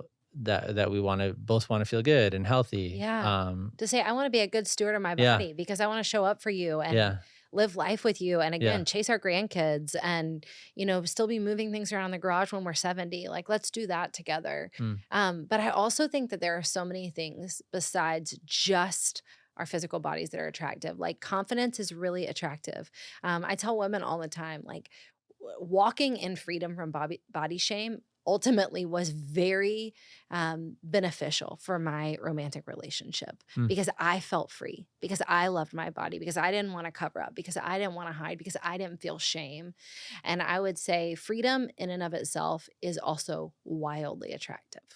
that's good. Yeah, it makes me think of, I mean, even the body positive influencers that we talked about, like, yeah, there's a confidence that's attractive of just like Yeah. going out and, being yourself in the world. And Yeah. so, I mean, the last two things, very practical. How do you deal with difficult emotions now, like that you're in, you're in this journey, you're on this Yeah. journey. How do you deal with difficult emotions around body image? I let them come. I ask where they came from. If I'm experiencing a difficult emotion about my body, a feeling of shame, a feeling of fear, a feeling of um, not feeling worthy or not feeling lovely or not feeling good, number one, that is going to happen. So I don't panic. Like I don't feel like, oh my gosh, all the work I've done is undone. But I do pause and say, like, why did that come? Is there somebody's voice that I was listening to that maybe actually didn't have the authority to speak over my body? Did I consume some kind of media that maybe made me feel funky about myself or about the way that I look? And then I compare that to truth. What do I know to be true about myself? So again, starting with that idea that when we believe differently, then we act differently, and then we live differently. So when those negative feelings come, I will then speak truth to them. What is actually true about this situation? What's true about me? Then for me, I actually have to keep living free. I have to keep showing up in my good body. I recently just went through a period of grief. I lost a family member, and I gained some grief weight, some very natural grief weight. And as a person who has walked free from body shame and now led people in that same movement, one thing that was important for me was like to keep showing up in my body, to keep wearing a bathing suit throughout the summer, even though I had gained a few extra pounds from grief and my body kind of experiencing that loss. I had to keep acting free even though external things had changed. And then Mm, ultimately, again, that leads me to feeling free. But I don't spiral when something happens and I don't feel free. Because again, like we talked about with body neutrality, I don't expect that I will only have positive feelings about my body. I can make space for the negative ones too. that's good. And then last question, what about acceptance? And so there's a way of the world, like a culture that we have to wrestle with. It makes me think of this like old Harvard study that says workers of above average beauty earn about 10 to 15% Mm, more than workers of below average beauty. And so I just bring up that stat of because like we still have to exist in the world and we're yeah, still going to be hit with all these things. And so like I think it's going to take a lot for there to be a massive like societal shift in the way that we yeah. relate to these things, especially in the age of social media. And so, like, how much does healing our body have to do with accepting the way that the world works, and that you're kind of fighting against that grain? I'm personally not willing to accept defeat about the way the world works. I'm personally not Mm, willing to say like this is what culture says is good and lovely and acceptable and what makes us good. And so this is just the way it is. Um, I want the world to change. I want it to be different for my sons. I want it to be different for my daughters. I want these stats to be different for my grandkids. I want generations after us to not wrestle in the same way that we are. And so I actually don't think we have room for 1% of defeat to say this is just the way it is. I think we start with ourselves right now with what we believe about our bodies and the way that we act in our bodies. And then expressing how we feel about our bodies for the good of others and for the sake of freedom to catch and spread like wildfire, because I don't think we want to just accept that this is the way that it is. mm, it's so powerful. Well, thank you so much Thank for this you. conversation. So much wisdom, and I think people will be, yeah, just blown away by a lot of I'm your super insights. grateful. Yeah, thank you. Thank you.